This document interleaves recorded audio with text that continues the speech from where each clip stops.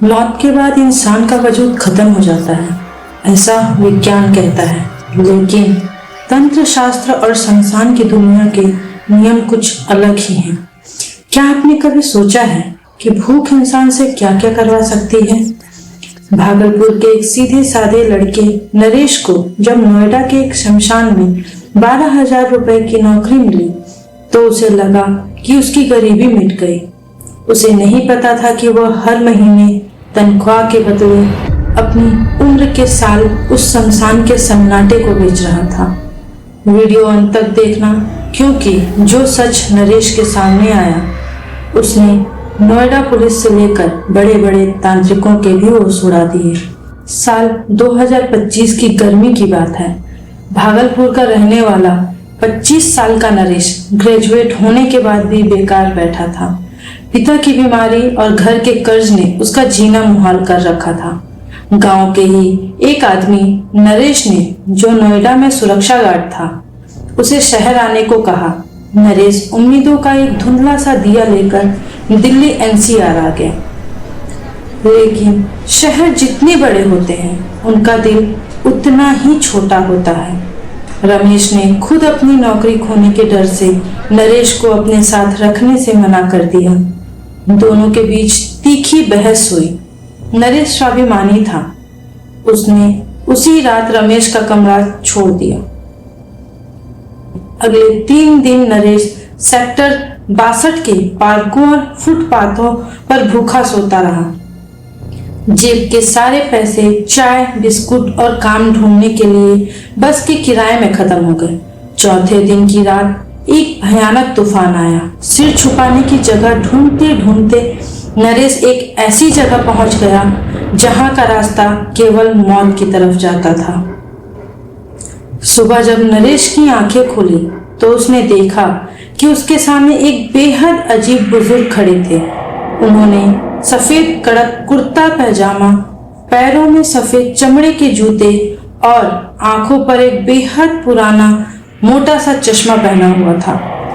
उनके हाथ में लकड़ी की एक छड़ी थी जिसकी नोक उन्होंने नरेश के सीने पर टिका रखी थी। बुजुर्ग की आवाज में एक अजीब सा भारीपन और कंपन था। उन्होंने पूछा, यहाँ क्यों सो रहे हो नौजवान? यहाँ मुर्दों के सुस्ताने की जगह है, जिंदों की नहीं। नरेश डर कर उठा और रोते हुए अपनी पूरी दास्तान सुना दी। बुजुर्ग का चेहरा बिल्कुल सपाट था, उस पर कोई भाव नहीं थे। उन्होंने कुछ देर नरेश को घूरा और फिर कहा, मेरा नाम हरिप्रसाद चौधरी है।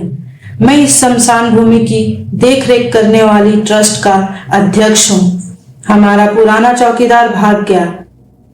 अगर तुम यहाँ रात को पहरा दे सको तो तुम्हें रहने के लिए कुटिया और 12,000 रुपए महीना मिलेगा।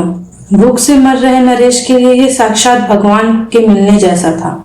चौधरी साहब ने शमशान के कोने में बनी एक जर्जर काली पड़ चुकी कुटिया की तरफ इशारा किया और कहा, इसका ताला पत्थर से तोड़कर अंदर अपनी गृहस्थी जमा लो। मैं रोज यहाँ नहीं आता। सामने वाली कॉलोनी में जो दुर्गा माता का मंदिर है, ठीक उसके सामने मेरा घर है। इतना कहकर चौधरी साहब कोहरे में विलीन हो गए। नरेश ने राहत की सांस ली, पर वह यह नहीं देख पाया जिन चौधरी साहब के पैरों में सफेद जूते थे, उनके पैर चलते समय जमीन से 2 इंच ऊपर थे। दिन भर नरेश ने कुटिया की साफ सफाई की। जैसे ही रात के 10 बजे दरवाजे पर किसी ने बहुत बेरहमी से दस्तक दी। नरेश ने दरवाजा खोला। बाहर एक बेहद दुबला पतला काले रंग का आदमी खड़ा था, जिसके कपड़े फटे हुए थे और उसकी आंखों की पुतलियां पूरी तरह से गायब थी। सिर्फ सफेद हिस्सा दिखाई दे रहा था। उसके शरीर से सड़ते हुए मांस की भयानक बदबू आ रही थी। उसने बिना कुछ बोले कपड़े की एक काली पोटली नरेश के हाथ में थमा दी। फिर नरेश ने डरते हुए पूछा, यह क्या है? उस आदमी ने एक सूखी फटी आवाज में कहा, चौधरी साहब ने भेजा है, रोज आएगा, खा लेना। और वो मुड़कर अंधेरे में गायब हो गया। नरेश डरा हुआ था, लेकिन भूख के आगे डर घुटने टेक देता है। जैसे ही उसने पोटली खोली, उसमें गर्मा गर्म पूड़ियां और खीर थी। उसकी खुशबू इतनी लाजवाब थी कि नरेश के शरीर की बदबू का एहसास गायब ही हो गया। उसने भर पेट खाना खाया और सो गया। अगले 10 दिनों तक यह क्रम चलता रहा। नरेश दिन में शमशान के पास एक तालाब पर कपड़े धोता, लोगों से दूर रहता और रात होते ही उस अदृश्य व्यवस्था का हिस्सा बन जाता। उसे लगने लगा था कि शहर बुरे हैं पर शमशान बहुत शांत है और अच्छा है।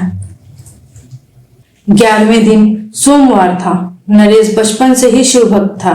उसने सोचा कि महादेव की कृपा से ही उसे यह नौकरी मिली, लेकिन उसे मंदिर जाना चाहिए। वो सेक्टर 62 के एक प्राचीन शिव मंदिर गया। वहां विशाल भंडारा चल रहा था। नरेश ने शिव जी का पवित्र प्रसाद ग्रहण किया और मंदिर की भस्म अपने माथे पर लगा ली। जब वो रात 9:30 बजे अपनी कुटिया पर लौटा तो उसका पेट पूरा भरा हुआ था। ठीक 10 बजे दरवाजे पर फिर वही दस्तक हुई। उसी बदबूदार नौकर ने काली पोटली नरेश के हाथ में थमा दी। नरेश ने सोचा कि चौधरी साहब का भोजन है, अनादर नहीं करना चाहिए, इसीलिए उसने पोटली को कोने में ही रख दिया कि सुबह नहा धोकर खा लेगा। अगली सुबह जब सूरज की पहली किरण कुटिया की टूटी खिड़की से अंदर आई तो नरेश की नींद खुली, लेकिन इस बार हवा में कोई ताजगी न थी। कुटिया के अंदर एक ऐसी बदबू फैली थी जैसे कोई लाश सड़ रही हो। नरेश का दम घुटने लगा। उसने चारों तरफ देखा। उसकी नजर कोने में रखी उस काली पोटली पर पड़ी जिस पर सैकड़ों काली मक्खियां भिनभिना रही थीं। नरेश ने हिम्मत जुटाई और पोटली की गांठ खोली। पोटली खुलते ही उसके चीख हलक में फंस गई। जिसे वह पिछले 10 दिनों से अमृत समझकर खा रहा था, वो वास्तव में चिता की भस्म अब मुर्दों के अवशेष थे। नरेश को भयानक उल्टियां होने लगी। उसका माथा घूमने लगा। उसे समझ आ गया था कि उसके साथ कोई बहुत बड़ा और खौफनाक मजाक हुआ है। गुस्से और डर से कांपता हुआ वो सीधे चौधरी साहब के बताए हुए पते पर भागा। दुर्गा मंदिर के सामने वाला सफेद मकान।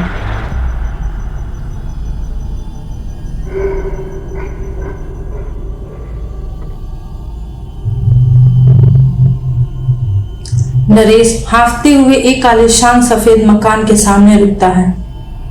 वह दरवाजा पीटता है। तभी एक 30 साल का युवक बाहर आता है और नरेश चिल्लाते हुए बोलता है, अपने पिता हरि प्रसाद चौधरी को बाहर बुलाओ। उन्होंने मुझे शमशान में चौकीदार रखा और उनका नौकर मुझे रोज रात के चिता की राख खिला रहा है। नरेश की बात सुनकर उस युवक का चेहरा सफेद पड़ गया। उसने नरेश का हाथ पकड़ा और बिना कुछ बोले उसे घर के अंदर एक शांत कमरे में ले गया। कमरे के बीचों बीच एक बड़ी मेज पर चंदन की लकड़ी का फ्रेम था जिस पर एक तस्वीर लगी थी। उस पर ताजा गेंदे के फूलों का हार चढ़ा था। नरेश ने कांपती उंगली से, भाई तुम होश में तो हो? ये मेरे पिताजी हैं, हरि प्रसाद चौधरी। इस शमशान के ट्रस्ट के अध्यक्ष थे, लेकिन आज से ठीक 7 साल पहले साल 2019 में इसी शमशान के पास एक सड़क हादसे में इनकी दर्दनाक मौत हो गई थी। तब से यह शमशान उजाड़ पड़ा है और वहां कोई चौकीदार नहीं टिकता। नरेश का चेहरा खौफ से जम जाता है। उसके दिमाग में फ्लैशबैक चलते हैं। चौधरी साहब के हवा में तैरते पैर, वो बदबूदार नौकर और वो हड्डियों से भरी पोटली। नरेश का मानसिक संतुलन डगमगा जाता है और वह जमीन पे गिर पड़ता है। नरेश अस्पताल के बेड पर लेटा है। उसके हाथ में गंगा जल की बोतल और एक पंडित उसके सिर पर हाथ रखकर मंत्र पढ़ रहे हैं। चौधरी साहब के परिवार ने नरेश को संभाला और तांत्रिकों की मदद से उसका शमशानी बंधन कटवाया। तांत्रिक ने बताया कि हरि प्रसाद चौधरी की आत्मा अपनी अधूरी इच्छाओं के कारण शमशान से मुक्त नहीं हो पाई। वो हर कुछ सालों में एक भूखे और लाचार लड़कों को अपनी माया जाल में फंसाते, शमशानी तंत्र भोजन खिलाकर उसकी आत्मा को कमजोर कर देते थे ताकि अमावस्या की रात उसे की बलि देकर वह खुद हमेशा के लिए उस शमशान का राजा बन सके। नरेश भाग्यशाली था, उसने सोमवार को शिव जी का प्रसाद खाया था जिसकी पवित्र ऊर्जा ने उस प्रेत की माया को तोड़ दिया। नरेश अपनी जान बचाकर वापस भागलपुर लौट आया और आज भी वो रात के 10 बजे किसी के दरवाजा खटखटाने की आवाज सुनकर कांप उठता है। दोस्तों, इस कहानी ने आपकी रूह कपा दी हो तो वीडियो को लाइक करें और अपने दोस्तों को टैग करें ताकि उन्हें भी पता चले कि कभी कभी बेरोजगारी मौत से भी बदतर सौदा करा देती है। चैनल को सब्सक्राइब करना ना भूलें। मिलते हैं अगले खौफनाक सफर में।